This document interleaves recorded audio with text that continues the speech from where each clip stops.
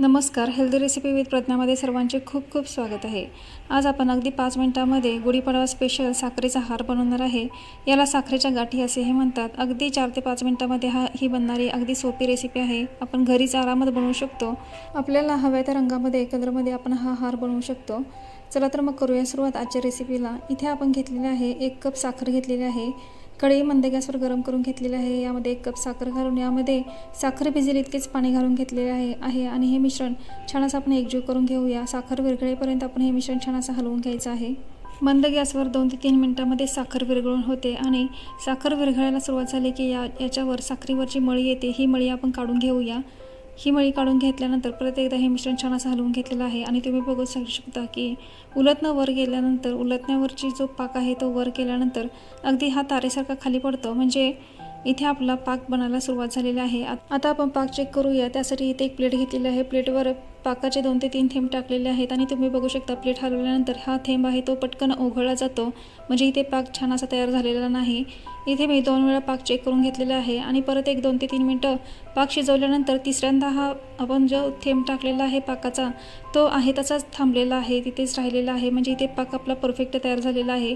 आता गॅस बंद करून घ्यायचा।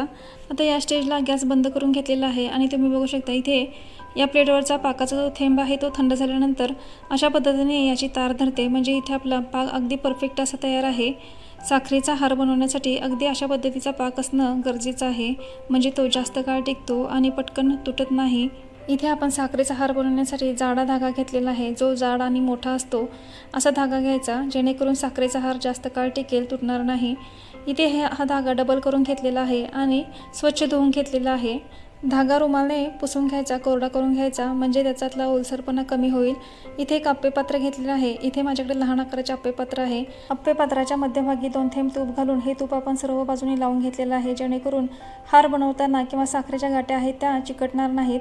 तर इथे मी सर्व बाजूनी तूप लावून घेतलेलं आहे आणि या धाग्याला सुद्धा थोडंसं गुंडाळून घेतलेलं आहे, जेणेकरून हा एकजीव राहील, एकत्र राहील, हा सुट्टा होणार नाही। आता हा धागा आपण या आप्पेपात्रामध्ये घालून घेऊया। तुम्ही बघू शकता अशा पद्धतीने आप्पेपात्रामध्ये हा धागा घालून घ्यायचा आहे। आप्पेपात्राला 1 ते 2 थेंबच तूप लावावे, जास्त तूप लावू नये। याचे कारण मी पुढे सांगेन। गाठ मारण्यासाठी थोडासा धागा साईडला ठेवायचा आणि बाकीचे सर्व जे धागे आहेत ते आप्पेपात्रामध्ये अशा पद्धतीने घालून घ्यायचे आणि शेवटचा धागा अशा पद्धतीने तुम्ही बघू शकता फोल्ड करून घेतलेला आहे। शेवटचा धागा बाहेर सोडलेला आहे। आता इथे हा साखरेचा पाक आपण याच्यामध्ये घालून घेऊया। आप्पेपात्रामध्ये साखरेचा पाक घालताना हा जो धागा आहे तो पूर्णपणे पाकामध्ये बुडला जाईल याची काळजी घ्यावी। इथे आप्पेपात्रामध्ये साखरेचा पाक घालून झालेला आहे। आता हे भांडं आपण 4 ते 5 मिनिटांसाठी साईडला ठेवूया। कढईमध्ये उरलेल्या साखरेच्या पाकामध्ये केशरी रंगाचा फूड कलर घातलेला आहे। आता हा फूड कलर या साखरेच्या पाकामध्ये मिक्स करून घेऊया। इथे साखरेचा पाक घट्ट झालेला आहे। इथे रंगही छान असा एकजीव करून झालेला आहे। आता हा पाक मंद गॅसवर 1 मिनिटभर शिजवून घेऊया। जर पाक खूप घट्ट असेल आणि खूप पातळ व्हायला होत नसेल तर यामध्ये अगदी थेंबभर पाणी सोडायचे आणि परत हा पाक छान असा 1 मिनिटभर शिजवून घ्यायचा। इथे पाक शिजवून थोडासा घट्ट झाल्यानंतर परत इथे मी एक ताट घेतलेला आहे। ताटाला थोडंसं थेंबभर तूप लावून घेतलेलं आहे। धागा स्वच्छ धुवून कोरडा करून घेतलेला आहे आणि इथे ताटावर हा धागा अरेंज करून घेतलेला आहे। तुम्ही बघू शकता अशा पद्धतीने थोडे थोडे अंतर ठेवून हा पाक आपण याच्यावर गोल आकारामध्ये घालून घेऊया। तुम्ही बघू शकता अशा पद्धतीने ते सर्व पाक इथे या धाग्यावर घालून घेतलेला आहे आणि खूप छान अशा इथे आपली माळ बनलेली आहे।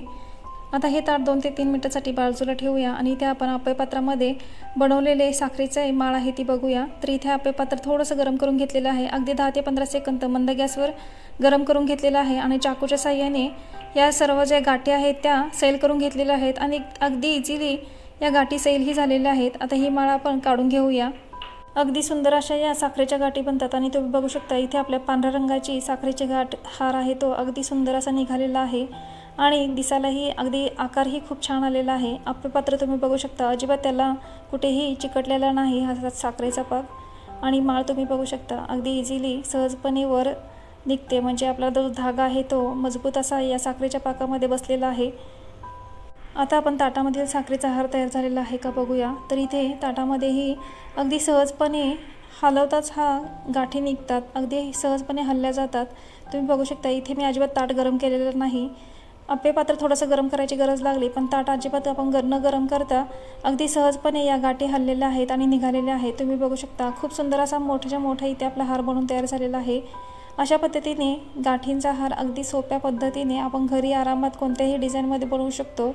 तूप कमी लावण्याचं कारण म्हणजे आपण गुढीला नवीन साडी नेसवतो आणि त्याच्यावर आपण हा हार घालतो, तर या हाराचा तेलकटपणा किंवा तुपटपणा नवीन साडीला लागू नये, साडी खराब होऊ नये म्हणून अगदी 2 ते 3 थेंब आपण इथे तूप वापरलेलं आहे। अशा पद्धतीने गुढीपाडवा स्पेशल साखरेचा हार घरी नक्की ट्राय करून बघा। आजची रेसिपी कशी वाटली कमेंट करून नक्की सांगा। व्हिडिओला लाईक, शेअर आणि सबस्क्राईब करायला विसरू नका। परत भेटूया अशा छान खमंग स्वादिष्ट हेल्दी रेसिपीसोबत।